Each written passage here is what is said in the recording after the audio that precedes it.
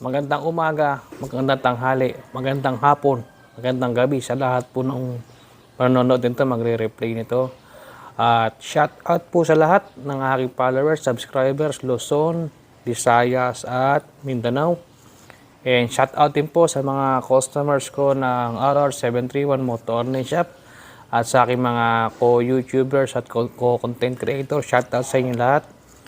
Okay, at sa mga hindi pa po pala naka-subscribe, pakiclick naman po ang subscribe button at notification bell. And leave comment below kung may suggestion kayo, may katanungan kayo. Sasagutin ko po yan sa abot ng aking mga kakaya.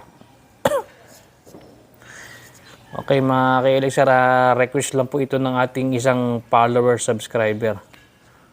Nag-PM kasi sa akin. At may problema siya sa kanyang KLX sa monoshock.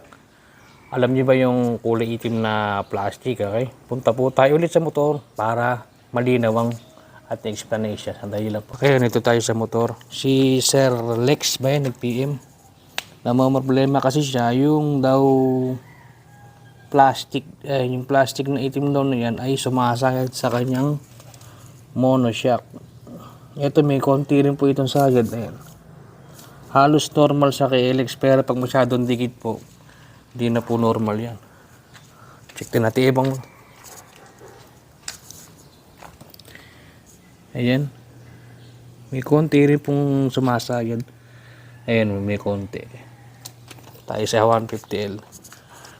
Normal na po sa KLX yan, mga KLX ha. Ayan sa 150L. Ayan, mayroon din konti. Okay.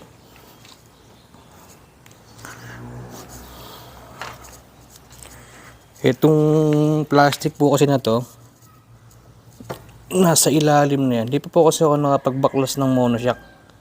Pero, pwede po itong ayusin. Kaya lang po, tatanggalin yung monoshock. Tatanggalin po itong spring. So, kailangan nyo gumamit ng spring compressor. Tapos i-align nyo. Nasa ilalim lang po yan, nakaipit. Makita. Wala kasi akong monoshock na nakabaklas dito. Yung iba kasi nakita ko, may sumasayad pero malala. Yan, yung plastic na to, pwede pong i-align to. Nasa ilalim yan dagusan. Pag natanggal nyo po yung spring na to, maiaayos yun na mabuti yan. Pwede din naman pong alisin niya, kaya lang doon na po mag-isip mo na masira yung oil seal na mo. Kasi mapapasukan na po ng dumi. Protection po yan. Yan na po yung pinaka protection niya sa dumi. Tingnan natin to. Hindi matanaw ay dito. Ito wala rin naman gano'ng side to. Okay, teka. Okay, balik po tayo. Itong tatlong KLX po namin, wala namang gano'ng sumasayad sa plastic na monoshock. Yung pinakita sa akin ni Sir Lex, shoutout sa Sir Lex, yung sa KLX niya, talagang gumagasgas na po sa may yung may parang tubo na shock sa loob. Gumagasgas. So, the best yan, kung gusto niyang maayos yan, baklasin yung monoshock niya. Tatanggalin po yung spring, tapos i-align. Kasi sa baba, para nakaipit lang po yan. Pag nai-align niya, magiging maayos po yan. Pwede rin naman kung may heat gun kayo, painitan nyo. Tapos ihibukan nyo ng konti yung plastic. Hindi naman po pwedeng alisin kasi yan. Kasi inalis po natin yan, masisira po yung oil seal ng monoshock. Diyan na po kakatas yan. Lalo na pa nag-trail kayo, racetrack. Pag nasiksikan ng dumi yan, tatagas na po yan. Check yung micro. Yung KLX po namin, 2011 model yung dalawa. Until now, okay pa po yung monoshock, hindi pa tumatagas. So, mahalaga po talaga yung takip na yun. Kung may spring compressor, pwede po i-align yan. Kung may kakilala kayong gumagawa pa ng yung shock po, sigurado may tools yan. Tanungin nyo kung magkano labor, i-align lang po yung kwan. Para hindi na kayo mahirapan kung hindi nyo kaya. Yung iba naman ginagamitan ng lubid para makompress yung spring kaya lang po baka magasgas. So, ipaayos na lang po sa marunong magbaklas ng ng spring na shock. May lock lang po sa pinakailalim yan eh. Kaso mahirap pakialaman. Yung sa amin, tatlong KLX, okay lang naman po. Wala namang gano'n sumasayad. Kaya okay. Pero yung pinakita sa akin ni Sir Lex, talagang gumagasgas na. So, masasabi ko, pag malala na ang scratch, hindi na po normal. Dahil masyado na nakadikit. Nakadikit yung, ito yung pinakatubo kong example lang po. Ito yung plastic, nagkakaskasan na. Dapat po may clearance yan.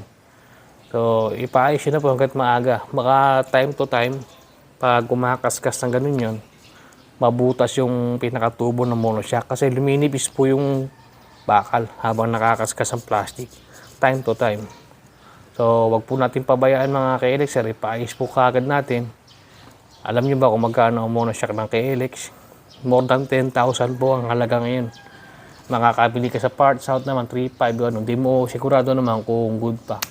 So, mahal ang bago eh. Kaya ingatan po natin yung ating mga KLX dahil mahal po ang pyesa ng ating KLX, mga KLX sir. Kaya linisan mabuti. Yan, yung mga ganyan simpleng problema, ayusin na po natin kaagad. Ika nga, prevention is better than cure. Yun na po ang Kung sisingilin lang kay labor ng 200, i-alay nyo bayaran nyo na.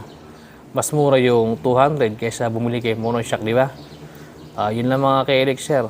Sa mga hindi pa po pala nakalike sa page ko, pakilike naman po RR731 Moto Online Shop. At yung isa ko po AP page sa RR731 Moto Online Shop. Yung mga order po ng parts sa PM na po sa page ko sa RR731 Moto Online Shop. Pick up or shipping po available tayo. Ako po ay located sa Cabanatuan City, Nueva Ecija. Central Luzon po ako. Mga malapit sa akin, pwede mag-pick up ng pyesa. Pero kung may time ako, may pagagawa, kaya pwede natin gawin niya. Kaya lang medyo busy po kasi hindi ko nahaharap gumawa ng motor. Kahit motor ko po mismo, hindi ko nagagawa.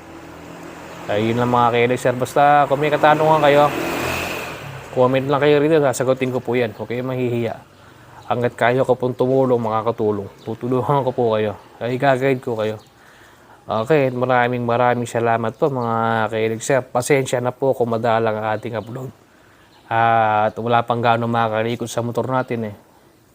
Gusto ko sana makabili pa ng isa pang motor na may bago kong kakalikutin. Baka bumili ulit ako ng CRF na 150L. Kakalikutin ko lang.